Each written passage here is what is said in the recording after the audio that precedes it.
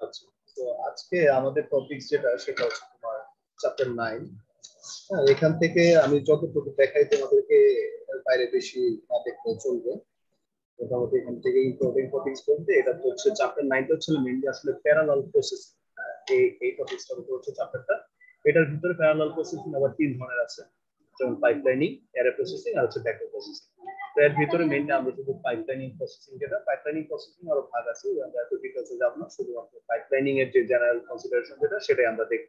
হ্যাঁ, তো আসলে যেহেতু চ্যাপ্টারের শুরুতে বলা হইতেছে চ্যাপ্টারটা আসলে প্যারালাল প্রসেসিং, এটা নিয়ে প্যারালাল প্রসেসিং আসলে ব্যাপারটা কি। প্যারালাল কথার মানে আমরা বুঝতে পারতেছি যে সমান্তরালে অনেকগুলো প্রসেস একসাথে রান করে। তো কম্পিউটার যখন তোমার কোন সিপিইউ যখন কোনো একটা ইনস্ট্রাকশন বা কোনো একটা প্রোগ্রাম জেনারেট করে, আর যদি সে রান করে, তখন কিন্তু ওই প্রোগ্রামের ভিতরে অনেকগুলো ফর লুপ থাকে বা হোয়াইল লুপ থাকে, অনেক অনেক কন্ডিশন থাকে, ইনস্ট্রাকশন থাকে, ব্রাঞ্চ থাকে। এই ব্যাপারগুলো যদি সে একটা একটা করে এক্সিকিউট করতে চায়, সাপোজ যদি আমি একটা প্রোগ্রাম নিলাম, এই একটা প্রোগ্রামকে আমি রান করতেছি, এই অবস্থায় সিপিইউ শুধু একটা প্রোগ্রামকেই তার মেমরি অ্যালোকেশন করে রাখছে, বাকিগুলো হয়তো আরো কিউতে জমা হয়ে আছে, ওইগুলো সে দেখতেছে না। তো তখন কি হবে, সেক্ষেত্রে কিন্তু তোমার মেমোরিতে এই প্রসেসিং যে ব্যাপারটা, এটা কিন্তু আসলে ইনএফিশিয়েন্ট হয়ে যাবে। তো আমরা চাই যে আসলে আমরা একই সাথে একাধিক যে প্রসেস গুলো সেগুলো আমরা প্যারালালি সমান্তরালি প্রসেসিং করতে থাকবো। তো এই ক্ষেত্রে তখন কম্পিউটার সিপিইউ কি করে প্রতিটা প্রোগ্রামকে সে কয়েকটা অংশে ভাগ করে নেয়। সাপোজ যদি আমি একটা প্রোগ্রাম বলি যে তুমি একটা সরল অঙ্ক করো, যেমন হচ্ছে সরল অঙ্কে কি থাকে, যোগ বিয়োগ গুণ ভাগ সবই থাকে, কিন্তু একটা ইনস্ট্রাকশনের ভিতরেই সিঙ্গেল একটা ইকুয়েশন। যেমন যদি একটা ইকুয়েশন বলি, যে চিন্তা করো এই যে এ প্লাস বি, এর টোটালটা আবার মাইনাস করলাম সি, তারপরে এটাকে আবার ভাগ করলাম ডি দিয়ে। তো এই ব্যাপারটাতে কিন্তু দেখো অনেকগুলো অপারেশন আছে। যদি এটাকে সরলতার মধ্যে চিন্তা করি, এটা যদি একটা প্রোগ্রাম হয়, তাহলে দেখো এটার ভিতরে কিন্তু এই যে অ্যাডিশন আছে, সাবট্রাকশন আছে, ডিভিশন আছে। হ্যাঁ, এই ব্যাপারগুলো সবগুলো আছে। তো এখন যদি শুধুমাত্র সে প্রতিবার একটা একটা করে কাজ করে, যেমন প্রথমে আগে আসলে কম্পিউটার কি করে মেশিন লেভেলে কিন্তু এই যে রেজিস্টার এগুলো একটা ভ্যালু, এটার ভ্যালুটা সে একটা রেজিস্টারে রাখে, তারপর রেজিস্টার বি এটা একটা ভ্যালুটা একটা রেজিস্টারে রাখে। এইভাবে সে প্রত্যেকগুলো যদি একটা একটা করে রাখে, রাখার পরে একটা করে যোগ করে, তারপর একটা করে বিয়োগ করে, যদি এটা আসলে ফল লুপ দিয়ে যদি চলতো, ধরো এখানে ফল লুপ চালাই দিলে তুমি 1 থেকে 7 পর্যন্ত, মানে প্রতিবার A1 B1 C1 D1 এইভাবে, তারপর আবার A2 B2 C2 এভাবে একটা প্যানেল একটা যোগ করবে। তো এই ক্ষেত্রে কি হবে, আসলে কম্পিউটারে কিন্তু প্রচুর পরিমাণ সময় যাবে সে যদি আসলে একটা একটা করে অপারেশন করে। কিন্তু ব্যাপারটা যদি এরকম হয় প্যারালালি, সে কি করবে, একদিক থেকে সে ডাটাগুলো তার রেজিস্টারে নিতে থাকবে, সেই রেজিস্টার যেগুলো অলরেডি আছে সেগুলো আবার মুভ করে কিছু সাজেশনের জন্য দিয়ে দিবে, কিছু সাবট্রাকশনের জন্য দিয়ে দিবে, মানে প্যারালালি কাজগুলো একটার পর একটা সে করতে থাকবে। এই কাজগুলো সে আসলে কিভাবে করবে, মানে সে একটা ইনস্ট্রাকশনকে কয়েকটা সিগমেন্টে ভাগ করে নিবে, একটা প্রোগ্রামকে সে কয়েকটা সিগমেন্টে ভাগ করে নিবে, যে আমি প্যারালালি এই কাজগুলো একই সাথে চালাবো। তো এই ব্যাপারটা আসলে তোমার প্যারালাল প্রসেসিং এর মাধ্যমে হয়। প্যারালাল প্রসেসিং যদি আমরা এখানে একটা গ্রাফিক্যাল ভিউ দেখি, সেটা হচ্ছে যে এরকম, যে প্রসেসরটা কি থাকে, তোমার মাল্টিপল ফাংশন নিয়ে গঠিত হয়। হ্যাঁ, যেমন এখানে দেখো এই যে প্রসেসরের যে রেজিস্টার থাকে, সেটা তো অবশ্যই তোমার মেইন মেমোরির সাথে সংযুক্ত থাকে। এখন ইনস্ট্রাকশন গুলো কিভাবে দেখো, দেখো এখানে কিন্তু দেখো অ্যাডার, সাবট্রাক্টর, তারপর হচ্ছে integer multiply, logic unit, shift unit, incremental, floating point, number, যে মাল্টিপ্লাই গুলো করে, সাবট্রাক্ট করে, মানে এই ব্যাপারগুলো সব কিন্তু প্যারালালি হতেছে। যখন তোমার এই যে একটা ইনস্ট্রাকশন আসবে ax plus by minus C divided by D, এরকম যখন আসবে, তখন কিন্তু সে এই যে ax এর সাথে কিন্তু কি আছে, মাল্টিপ্লিকেশন, এটা কিন্তু একটা ইউনিটে পাঠিয়ে দিবে, b এর সাথে মাল্টিপ্লিকেশন এটা একটা ইউনিটে পাঠিয়ে দিবে, তারপরে সাবট্রাকশন এটা হবে। এইভাবে প্রতিটা অপারেশনকে সে এট এ টাইম কি করবে, প্রসেস করতে থাকবে, দেন ফাইনালি রেজাল্টটাকে সে অ্যাকুমুলেট করে সেটাকে রিটার্ন করবে। তো প্রতিটা প্রসেসকে সে মানে একটা প্রোগ্রামকে সে একাধিক সেগমেন্টে ভাগ করে নেয়, ভাগ করে নিলে তার কাজগুলো সে প্রতিটা সেগমেন্ট থেকে আলাদা আলাদা একটা রেজাল্ট জেনারেট হয়। যেমন সিগমেন্ট ওয়ান যদি তিনটা সিগমেন্ট যদি নিয়ে এসে কাজ করে একটা প্রোগ্রামকে 3 ভাগ করে, আমরা সামনে দেখবো এক্সাম্পল, তখন সে কি করবে, তার সিগমেন্ট ওয়ান এর যে রেজাল্ট সেটা কিন্তু সিগমেন্ট টু এর কাছে পাঠিয়ে দেবে, সিগমেন্ট টু এর রেজাল্ট আবার সিগমেন্ট থ্রি এর কাছে পাঠিয়ে দেবে। এভাবে ফাইনালি সে টোটাল একটা আউটপুট জেনারেট করে। তো এই ব্যাপারটা হচ্ছে আসলে প্যারালাল প্রসেসিং। তো প্যারালাল প্রসেসিং যেটা বললাম যে তিন ধরনের আছে, একটা হচ্ছে পাইপলাইন প্রসেসিং, ব্যাকওয়ার্ড প্রসেসিং আর হচ্ছে অ্যারে প্রসেসিং। তো মেইনলি আমরা শুধু পাইপলাইন প্রসেসিং কে দেখব। তো পাইপলাইন প্রসেসিং কি, যেটা বললাম যে সে কি করে তোমার এই প্যারালাল প্রসেসিং আমরা জানি, সেটা হচ্ছে লার্জ ক্লাস অফ টেকনিক। সেটা কি জন্য ইউজ করা হয়, প্যারালাল প্রসেসিং সেটা করা হয় কি যে আমার যে কম্পিউটেশনাল সিপিইউ যে কম্পিউটেশনাল স্পিডটা সেটাকে ইনক্রিজ করার জন্য, মানে সিমালটেনিয়াসলি আমি একাধিক তোমার কি ইনস্ট্রাকশন আমি প্রসেসগুলো কাজগুলো করতে পারবো, হ্যান্ডেল করতে পারবো। এটাতে কি হবে, আমার সিপিইউ যে কম্পিউটেশনাল স্পিড সেটা বাড়বে। আর পাইপলাইনিং আসলে কি করে, পাইপলাইনিং যেটা করে কি, সাপোজ তুমি একটা প্রোগ্রাম দিলা, সেটাকে সে ডিকম্পোজ করে কয়েকটা সিগমেন্টে সাব অপারেশন বলে জিনিসটাকে, মানে একটা টোটাল অপারেশনকে সে কতগুলো সাব অপারেশনে ভাগ করে নেবে, এবং প্রতিটা অপারেশনে কি হবে, তোমার স্পেশাল কিছু ডেডিকেটেড সিগমেন্টে কি ভাগ করে সেইগুলোকে সাব অপারেশন গুলোকে কনকারেন্টলি করবে, রান করতে থাকবে। তো এখন যদি আমরা যেমন সিম্পল একটা এক্সাম্পল দেখি, যেমন এখানে এক্সাম্পলটা হচ্ছে তোমার, যেমন এখানে দেখো, এখানে বললো যে আমার এই যে একটা প্রোগ্রাম, এই প্রোগ্রামটা তোমার রান করবে সিপিইউ। দেখো এই প্রোগ্রামটা হচ্ছে এআই মাল্টিপ্লাই বিআই, তার সাথে এডিশন করবে কি সিআই। এখানে আইটা হয়েছে মানে কি, এগুলো হচ্ছে ভ্যারিয়েবল, এটা ফল লুপের মাধ্যমে চলবে। তো মানে এই ফল লুপটা চলবে কি আপ টু 7 পর্যন্ত। তাহলে দেখো এখানে কতগুলো ইনস্ট্রাকশন, মানে এই সেম একটা অপারেশন কয়বার চলবে, 7 বার চলবে।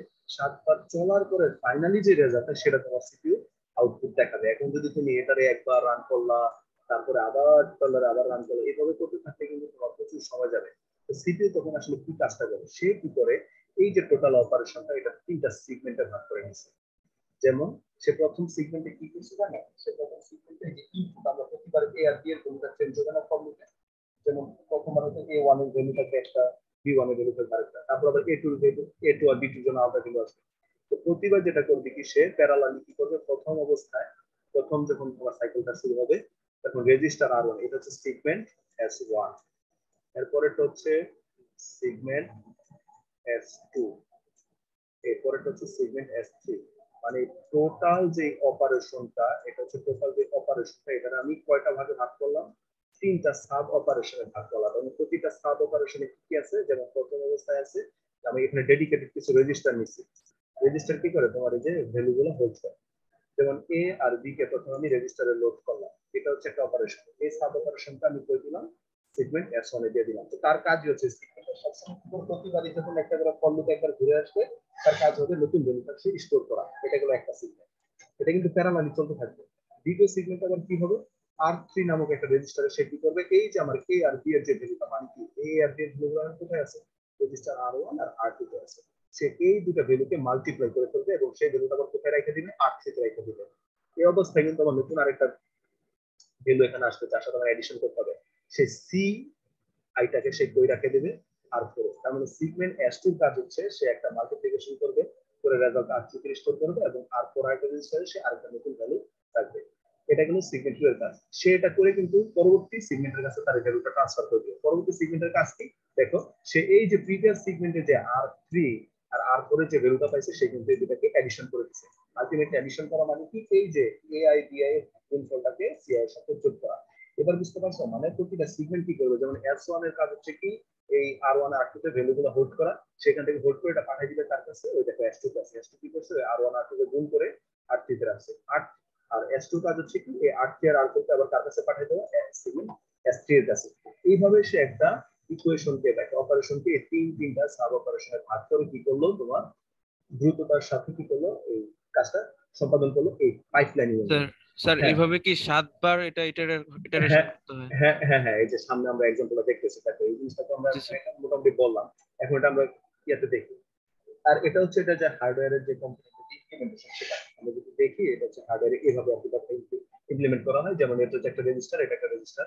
এই দুটোর ভিতরে কি হয়, এ আর বি এর ভ্যালু গুলো আসে, সেটা মাল্টিপ্লাই হয়, দেন এটা আর আর একটা রেজিস্টার রাখা হয়। এদিক থেকে সিআই যেটা, সেটা আবার আর রেজিস্টার হয়, দেন এটা অ্যাডার। এই অ্যাডার মাল্টিপ্লায়ার এগুলো প্রত্যেকটা কিন্তু একটা হার্ডওয়্যার কম্পোনেন্ট, এটা তোমরা মনে রাখবা। এখন চলো আমরা দেখি যে আসলে যে কিভাবে আসলে কাজটা করতেছে। এই যে এখানে দেখো, দেখো আর এই যে প্রতিটা কাজ যে হয়, সিপিইউ কিন্তু একটা ক্লক পালসের মাধ্যমে কাজ করে। যেমন ক্লক পালস কি, প্রতিটা মানে প্রতিটা ইনস্ট্রাকশনের একটা লাইফ টাইম, হ্যাঁ, যে এই পালসে সে কি কাজ করবে। সিপিইউ তে আসলে আমরা যে পালস বলতে বুঝি, যে আমরা যে ভোল্টেজ দেই, কারেন্ট দেই সিপিইউ তে, এগুলো কিন্তু সবগুলাই তোমার এরকম 0 1 0 0 এরকম ভাবে ক্লক পালস, এটাই হচ্ছে ক্লক পালস বলা হয় সিপিইউ। এটা হচ্ছে লাইফ, মানে আমাদের যেমন হার্টবিটটা, যেমন আমাদের শরীরে আমরা বুঝতে পারি যে হ্যাঁ জীবিত আছি, কাজ করার জন্য ক্ষমতা আমরা সম্পন্ন, তেমনি ভাবে এই ক্লক পালস হচ্ছে এক একটা তোমার কি সিপিইউর এক একটা কি, মানে যে একটা ইনস্ট্রাকশন তুমি জেনারেট করবে তখন সে এক একটা করে ক্লক পালস দিবে।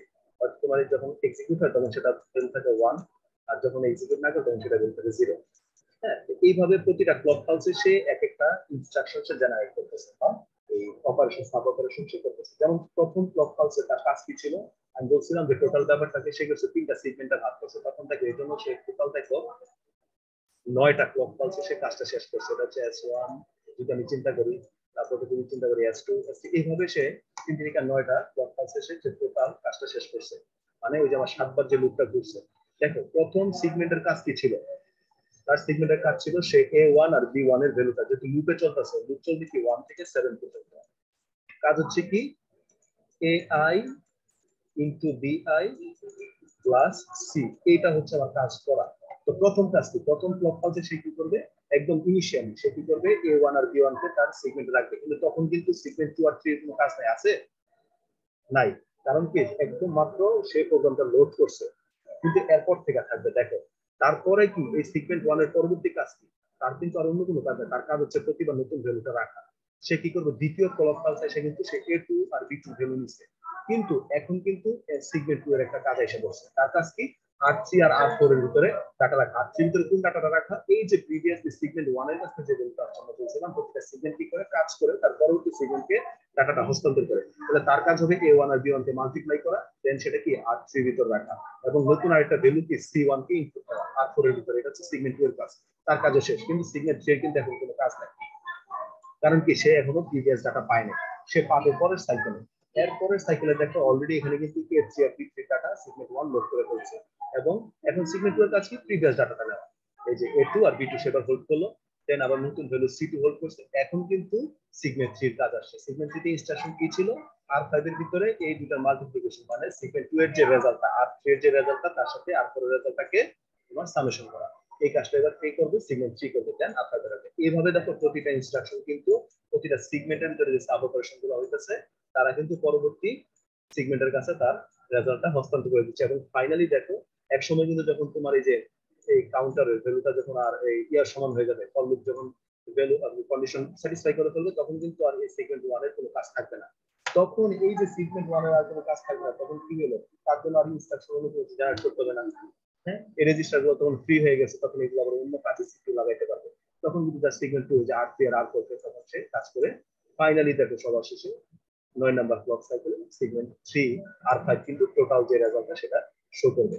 এইটাই এই যে মেকানিজমটা, এই ব্যাপারটা হচ্ছে পাইপলাইন। ঠিক আছে, প্যারালালি সে একটা সিপিইউ দেখো প্যারালালি কতগুলা সেগমেন্টে সে কি করলো, রান করতে পারলো, এবং রান করার মাধ্যমে ফাইনালি একটা অপারেশনকে সে এক্সিকিউট করবে। এই ব্যাপারটা হচ্ছে তোমার প্যারালাল এই পাইপলাইনিং। পাইপলাইনিং এর মাধ্যমে আমার কাজকে সোজা কথা আমার সিপিইউ যে এক্সিকিউশন টাইম, যে কোনো একটা প্রসেস মানে একটা প্রোগ্রামকে সে রান করতে গেলে এটা যদি সময়টা লাগতো, যদি একেবারে টোটালটা রান করতে সময়টা লাগতো, সেটাকে যদি আমি কয়েকটা ভাগে ভাগে ভাগ করে নিই, তখন দেখা যায় যে আমার এক্সিকিউশন করার যে স্পিড বা টাইম দুটাই কম লাগে।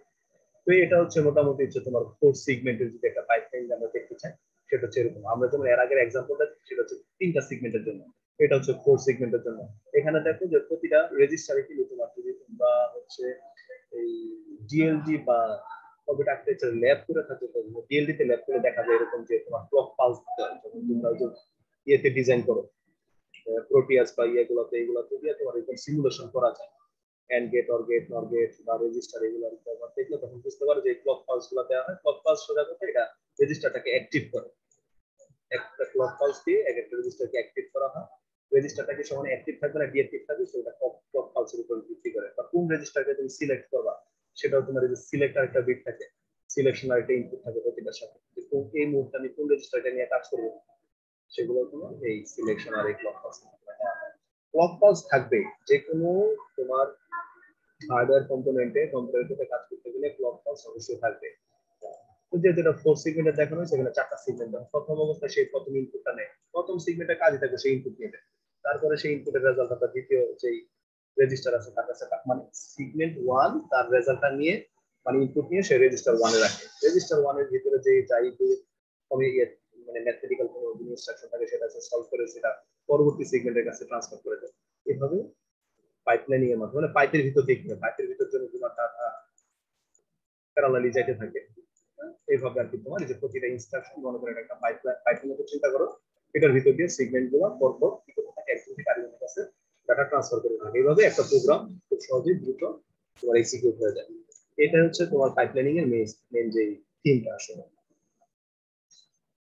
এইগুলো নিচে তোমার কিছু ক্যালকুলেশন দেখাবো, যেগুলো তেমন ইম্পর্টেন্ট না। তোমরা মেইনলি তোমার পাইপলাইনিং থেকে টপিকস এর ইম্পর্টেন্ট টপিকস এগুলো। এরপরে এই পাইপলাইনিং এর ভিতর আবার পার্থক্য আছে, যেমন হচ্ছে অ্যারিথমেটিক পাইপলাইনিং একটা ব্যাপার আছে। তুমি অ্যারিথমেটিক পাইপলাইনিং ব্যাপারটা কি, যেমন আমরা হচ্ছে যে ফ্লোটিং পয়েন্টের যে অপারেশন গুলো করি, যেমন দশমিকের যে অপারেশন গুলো করি, দশমিকের অপারেশনের ভিতর করতে গেলে যেমন কম্পিউটারের আর্কিটেকচারের ভাষায় তোমার এই এটাকে বলা হয় ম্যান্টিসা, মানে পূর্ণ অংশ যেটা সেটাকে বলে ম্যান্টিসা, আর এই যে এক্সপোনেন্টের অংশ এটা বলে এক্সপোনেন্ট। এক্সপোনেন্ট আর ম্যান্টিসা এই দুটার ভিতরে কিভাবে তোমার ইয়ে করা যায়, সামঞ্জস্যতা করা যায়, যে ফ্লোটিং পয়েন্টের যে এডিশন বা সাবট্রাকশন গুলো, এগুলো তোমার অ্যারিথমেটিক পাইপলাইনিং এর মাধ্যমে করা হয়। হ্যাঁ, তোমরা হয়তো যে স্যার একটা টপিকস পড়াছে তোমাকে অ্যারে মাল্টিপ্লায়ার, তোমাদের এটা পড়া হয়েছে না অ্যারে মাল্টিপ্লায়ার? জি স্যার। ওটা কিন্তু এই যে তোমার ম্যাথমেটিক্যাল যে এই যে অ্যারিথমেটিক যে পাইপলাইনিং এই এটাকে ফলো করে, বুঝতে পারছো? সে প্রথমে কি করে, অ্যারিথমেটিক পাইপলাইনিং কাজ হচ্ছে সব প্রথমে সে কি করে, কম্পেয়ার দ্য এক্সপোনেন্ট। যদি আসে হয়তো এরকম আসতে পারে যে না আসার সম্ভাবনা বেশি, যে আসলে এই অ্যারিথমেটিক পাইপলাইনিং যে কাজগুলো করে, সিগমেন্ট গুলো যে চারটা সিগমেন্টে কাজ করে সেটা কিভাবে করে। প্রথমে সে কি করে, দুইটা যেই আমরা যেই ইয়ে নিতেছি, ফ্লোটিং পয়েন্ট নাম্বার নিতেছি বা এক্সপোনেনশিয়াল নাম্বার নিতেছি, সেগুলো এক্সপোনেন্ট গুলোকে কম্পেয়ার করে। কম্পেয়ার করার পরে তোমার যে এই যে ম্যান্টিসা গুলো থাকে, এই যে যেরকম বললাম যে পূর্ণ অংশ যেটা সেটা হচ্ছে ম্যান্টিসা, ম্যান্টিসা গুলোকে সে কি করে অ্যালাইন করে। অ্যালাইন করা মানে যে দেন সে কি করে এখানে হয় অ্যাডিশন বা সাবট্রাকশন, যেগুলো একটা অপারেশন সে পারফর্ম করে, দেন সে ফাইনালি টোটাল রেজাল্টটাকে নর্মালাইজ করে। এই কাজগুলো অ্যারিথমেটিক পাইপলাইনিং এর মাধ্যমে হয়। আর আরেকটা পাইপলাইন আছে ইনস্ট্রাকশন পাইপলাইন। তো আমরা এতক্ষণ যে পাইপলাইন গুলো দেখলাম সেগুলো দেখলাম তোমার এই যে ম্যাথমেটিক্যাল অপারেশনের জন্য ডাটা, ডিরেক্ট ডাটাকে আমরা ম্যানিপুলেট করতেছি বা অপারেশন করতেছি, যোগ বিয়োগ ভাবে কাজগুলো করতেছি। এখন শুধু কি তোমার ওই প্যারালালিতে তোমার আমরা শুধু কোনো ম্যাথমেটিক্যাল অপারেশনই করবো না, আমাদের যখন সিপিইউ যখন একটা প্রোগ্রামকে এক্সিকিউট করে তখন সাথে সাথে কিন্তু অনেকগুলো ইনস্ট্রাকশনকে কিন্তু তার কল করতে হয়। এই ইনস্ট্রাকশন গুলো তোমার কিন্তু কি পাইপলাইনিং আকারে কি করা যায়, তোমার অ্যালোকেট করা যায়, যে আমি কোন কোন ইনস্ট্রাকশন গুলোকে আমরা এই প্রোগ্রামের জন্য এখন হ্যান্ডেল করবো, বা একটা প্রোগ্রাম চলার জন্য একই সাথে কতগুলো ইনস্ট্রাকশনের দরকার হচ্ছে, সেগুলো কিন্তু ইনস্ট্রাকশন পাইপলাইনের মাধ্যমে করা হয়, তোমার হ্যান্ডেল করা হয়। যেমন ইনস্ট্রাকশনের এই ইনস্ট্রাকশন পাইপলাইন কিভাবে কাজ করে, সে যদি পাঁচটা সিগমেন্টে কাজ করে তখন কি করে, প্রথম সিগমেন্টে কাজ হচ্ছে কি, fetch the instruction from memory. এই প্রোগ্রামটা চলার জন্য আমার কোন ইনস্ট্রাকশনটা দরকার সেটা সে মেমরি থেকে নেয়। দেন আর এই ইনস্ট্রাকশন গুলো কিন্তু আমরা কি জানি, তোমার যে ইয়াতে থাকে ওয়ার্ড আকারে থাকে, দেন সেটা কি করে ডিকোড করে, এটার এগেইনস্ট যে মেশিন লার্নিং, মেশিন ল্যাঙ্গুয়েজ বোঝার জন্য যেটার বাইনারি টেবিলটা সেটা সে রিড করে। তারপরে এটার জন্য ইফেক্টিভ অ্যাড্রেস, যেটা এই ইনস্ট্রাকশনটার এগেইনস্ট যে ডাটাটা আছে সেটা সে খুঁজে বের করে মেমরি থেকে ইফেক্টিভ অ্যাড্রেস। তারপরে fetch the operands from the memory, memory থেকে অপারেন্ট গুলো ইনস্ট্রাকশন চলার জন্য কি কি অপারেটর বা অপারেন্ট সেটা সে মেমরি থেকে নেয়। দেন সে কি করে ফাইনালি এই ইনস্ট্রাকশনটাকে এক্সিকিউট করে এবং রেজাল্টটাকে স্টোর করে সে কি অ্যাপ্রোপ্রিয়েট প্লেসে। তো এইভাবে আসলে মেইনলি আমাদের ইনস্ট্রাকশন পাইপলাইনটা কাজ করে।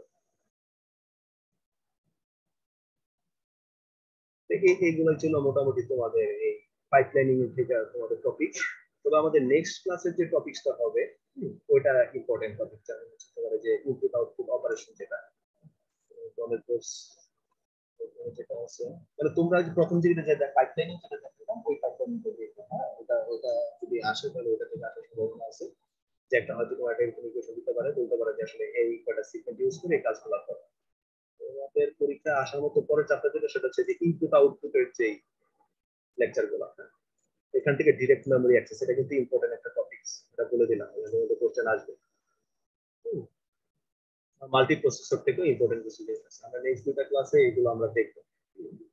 এর ভিতরে আমরা নেক্সট ক্লাসে ডিরেক্ট মেমোরি অ্যাক্সেস করব আর ইনপুট আউটপুটের যে ইন্টারফেস যে অপারেশন গুলো এগুলো দেখবো।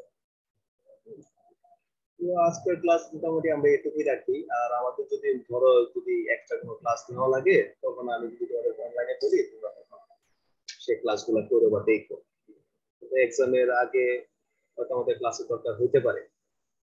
এখন থেকে তোমাদের সিটির মার্কসটা নেওয়ার পরে তোমাদের যদি দেখি ভালো হয় মার্কস, তখন আর তো আসলে সিটি নেওয়া লাগবে না, আশা করি ঝামেলা আর থাকবে না। তখন তোমাদের প্রেজেন্টেশন গুলো নিয়ে নিলে মোটামুটি একটা মার্কস সম্পর্কে আইডিয়া হয়ে যাবে তোমার। Hello sir. হ্যাঁ বলো। স্যার আরেকটা স্যার এক্সট্রা সিটি স্যার নিলে স্যার খুবই ভালো হয় স্যার, একটা বোনাস সিটি স্যার, নেটওয়ার্কিং এর ক্ষেত্রেও আর স্যার আর্কিটেকচারের ক্ষেত্রেও। অনেকেরই স্যার মার্ক স্যার লো স্যার। আচ্ছা ঠিক আছে, তাহলে জি ভার্সিটি স্যার। কবে হবে? আগে মার্কসটা কালেক্ট করি, হ্যাঁ স্যারের কাছ থেকে মার্কসটা কালেক্ট করি। জি স্যার থার্ড সিটি কবে হবে? আর সিটি কবে হবে সেটাই তো বললাম, যে মানে তোমাদের ওগুলো মার্কস যদি ভালো স্যার থাকে। একটা সিটি দেই নাই, যে এক মাস আগের দুইটা থেকে একটা দিছি শুধু। ও আচ্ছা, তুমি দাও নাই, আচ্ছা ঠিক আছে। আর সিটি তাহলে তো অনলাইনে নিতে হবে তাহলে একটা সিটি। জি স্যার। ঠিক আছে স্যার থার্ড তো সিটি হবে না, অ্যাসাইনমেন্ট হবে না স্যার? থার্ড সিটি বলতে হ্যাঁ হ্যাঁ কোনো আর অ্যাসাইনমেন্ট? কি অনলাইনে যেভাবে নেওয়া যায় আর কি, দেখি ট্রাই করবো অ্যাসাইনমেন্ট আকারে যেভাবে ট্রাই করবো। স্যার তোমাদের ক্লাসরুম সিটি নিলে স্যার ক্লাসরুমে একটা আগে থেকে একটু জানিয়ে দিন। আচ্ছা ঠিক আছে, সেটা তো জানাই দিব। তোমাদের নেটওয়ার্কিং এ যদি নেও সিটি, তাহলে মনে করো চ্যাপ্টার 3 যেটা পড়াইতেছি না, এটা দিতে তোমার মনে করো নিয়ে নিব, অ্যাসাইনমেন্টের মতো নিয়ে নিব। তোমরা সাবমিট করে দিলে সেটা সিটি 3 হিসাবে কাউন্ট হবে। যারা যারা দেও নাই বা যাদের খারাপ হয়েছে মনে করতেছে, সেটা দিয়ে দিও। আর আর্কিটেকচারের ক্ষেত্রে দেখি আমি কোন চ্যাপ্টার থেকে নিতে পারি সিটি 3, এটা বলে দেবো। হুম। তো তাহলে আজকে টপিক মোটামুটি এটা তো ছিল, এটা তাহলে নেক্সট ক্লাসে আমরা তোমার ইনপুট আউটপুট ইন্টারফেস যেটা এই চ্যাপ্টারটাতে